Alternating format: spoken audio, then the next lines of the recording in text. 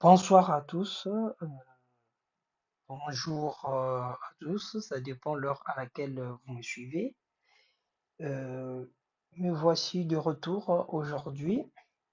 Le thème que je veux aborder, c'est l'identité du peuple du Tatanzambi. Alors, euh, je voulais bien commencer par un témoignage parce que c'est un message que j'avais reçu. Donc, il est question que je puisse témoigner pour vous allez comprendre un peu la logique dans ce que je veux présenter sur l'identité de son peuple.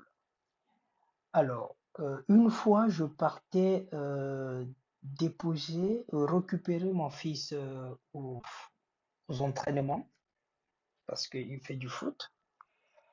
Dans la voiture, je suis tombé sur une vidéo YouTube, mais qui parlait de la chanson de Michel Raffa.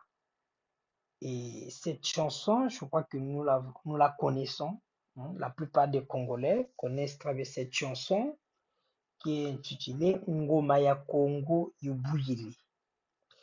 Alors, leur, lorsque je conduisais, je suis tombé sur cette vidéo et j'entends la voix de Tata Nzambe qui me dit d'abord, est-ce que tu entends bien le tam-tam qui est dans cette chanson? J'ai répondu oui. Il me dit, écoute bien ce tam-tam. Après, il me pose la question, quel est le peuple qui m'honore avec le tam-tam? Vous êtes le seul peuple qui m'honore avec le tam-tam, qui m'évoque avec le tam-tam. Alors, donc rien que ça, vous ne pouvez pas comprendre que vous êtes mon peuple. Et d'où il va me donner le psaume 150, verset 4, là où il dit, louez-les avec le tambourin. Le tambourin, il est à tam-tam, c'est la famille, la même famille, hein, tambourin, le tam-tam, et avec les danses. Bon, vous voyez, je suis resté silencieux dans la voiture. Il me dit puissance 150.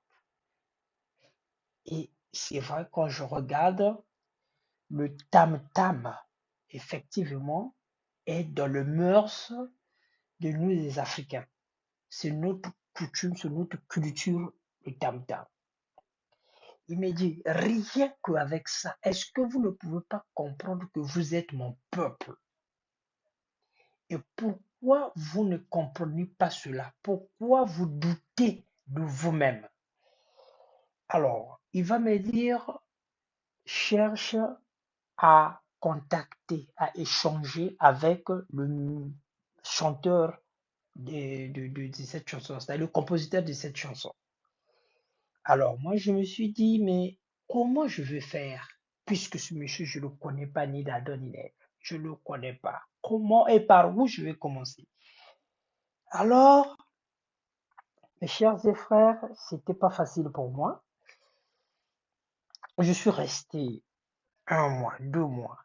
Mais cette chanson me venait toujours. Et Ngoma ya Congo Yibouiri, ça veut dire quoi? J'ai dit, mais c'est Tata Nzambi. Avant que je ne parle avec le compositeur, mais j'aimerais que toi-même que tu m'expliques. J'aimerais que tu m'expliques ce que veut dire cette chanson. Il m'a donné des explications.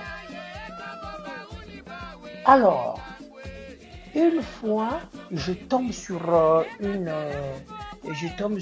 Facebook, une vidéo sur Facebook, un ami qui a fait son mariage coutumier et il a pris comme Nzonzi Monsieur Michel Raffa, qui est le compositeur de cette chanson, le compositeur et chanteur. Alors, moi, Lorsque j'ai vu la vidéo, je me suis dit, mais tiens, mais c'est le monsieur que je cherche. Mais comment faire pour le contacter? Mais étant donné que j'ai pas été convié à ce mariage, je ne pouvais pas m'y rendre comme ça sans invitation. Je pose la question. Tanzanie ne me répond pas. Congo ne me répond pas. Et une fois, un ami perd son père. Je me suis rendu à cette veillée. Arrivé à la veillée, et qui je vois? Le garçon qui avait invité Michel Rafa comme Nzondi pour son mariage. Et quand je parle avec lui, il me dit, mon frère, pour son numéro. J'ai dit, mais c'est toi qui as invité Michel Rafa. En fait, j'ai vu ton mariage, félicitations. Mais Michel Rafa que tu avais invité, dit, mon frère, prends son numéro, appelle-le. Alors, suivez bien attentivement ce témoignage. Il est important pour ceux qui ont encore des doutes sur l'identité du peuple de Congo. Le peuple Congo. Tatanzambi, bien sûr. Alors, moi, je demande, il me donne le numéro. J'entends une voix me dire, prends le numéro. J'ai pris le numéro. Quelques jours après, je contacte Michel Rafa. Je l'ai absenté. Et il m'a rappelé. Il me rappelle, j'ai dit, grand frère, on ne se connaît pas. Mais au jour d'aujourd'hui, moi, j'ai eu le courage de vous appeler parce que Tatanzambi est venu me voir. Il m'a demandé de vous contacter. Il me dit sur quoi? Il dit votre chanson, Ngoma ya Congo Yubuidi. Je veux avoir les explications. Congo m'a dit de vous voir afin que vous m'expliquiez. Lui-même, il m'a donné les explications, mais j'aimerais bien quand même savoir si c'est la même explication que vous allez me donner. Monsieur dit, vraiment, c'est pas pour la première fois, mon frère, que une personne m'a contacté pour cette chanson-là. Je reçois les appels des États-Unis, un peu de partout. Là où Tatanzambi m'envoie des gens pour que je leur explique cette chanson. Alors, vraiment, il m'a remercié, que vraiment merci beaucoup d'avoir vraiment pensé à m'appeler. Tu pouvais pas le faire, mais tu l'as fait. C'est que l'esprit Congo est avec toi. Alors, Michel Rafa m'explique. Il me dit, à l'époque, au village, quand on voulait rassembler les gens, suivez bien ce message. Quand vous voulez rassembler les gens au village, à l'époque, on utilisait le tam-tam. Donc, le tam-tam, c'est un objet de communication. Donc, quand on jouait au tam-tam par rapport au rythme du tam-tam, on savait si c'était un mariage ou un décès ou l'heure du rassemblement. Et quand on jouait le tam-tam, quel que soit là où tu te trouvais, tu dois courir, tu dois courir, aller là où se trouve le tam-tam. Donc, vous venez vous rassembler là où il y a le tam-tam. C'est un effet communicateur. Il me dit, même ceux qui sont partis à l'extérieur, le tam-tam le tam-tam va les faire revenir. Mes frères et sœurs, dès qu'il a dit ça, j'ai entendu au dernier jour, je vous rassemblerai. Et là, ça me rappelle dans Sophonie 3, verset 20, il dit, je vous rassemblerai. Mes frères et sœurs, le tam-tam va rassembler même ceux qui sont partis à l'extérieur. Et quand il était en train de me donner des explications, je suis rentré en transe. J'ai tourné au salon au moins 3 fois. Au moment où Michel Rafa en personne est en train de m'expliquer le contenu de sa chanson Ngoma ya Congo Ibuyi. Et donc, Congo et Bouddha, quand je compare les explications qu'il m'a données avec les explications que Tatanzambe lui-même a données, c'est identique. C'est là où j'avais confirmé que oui, c'est Tatanzambe qui lui avait inspiré de cette chanson-là. Je me rappelle, nous étions encore au Congo tout petit quand il a chanté cette chanson-là. Et Michel Rafa m'a même envoyé la nouvelle version de cette chanson. Mais quand j'entends cette chanson, le Seigneur me décortique maintenant. Il dit Ngoma ya Congo yubuye. C'est pour dire que Ndango ya Congo Ifueni, le temps de Congo est arrivé. Vous allez constater que les Noirs américains sont en train de rentrer en Afrique. Beaucoup sont en train d'acheter les terres en Afrique. Le tam-tam les appelle. Ndango Ifueni. Le temps de Congo est arrivé. Le tam-tam, ngoma, ngoma, yitambiri, ceux qui sont à l'extérieur. Mes chers et frères, ce qui se passe aujourd'hui, c'est pas une surprise. Ne vous étonnez pas. Ngoma ya Congo Ibwiri, le temps de Congo est arrivé. Là où il est en train de faire le ménage, d'imposer sa loi. Donc, quand vous partez dans Sophonie 3, versets 10 à 11, il dit que je vous ai dispersés car vous aviez vous aviez péché contre moi. Mais il parle de qui? D'un peuple qui se situe au-delà de Couche, au-delà du fleuve de l'Éthiopie. Mais qui est ce peuple-là? Mais c'est le peuple africain. Donc, l'histoire de la Bible dont on vous parle des Hébreux, c'est l'histoire du peuple bantou. C'est notre histoire. Quand vous lisez bien la Bible, vous allez vous rendre compte que c'est nous qui avons cette culture de tam-tam, de danser, de louer Tatanzambe avec les tam-tam.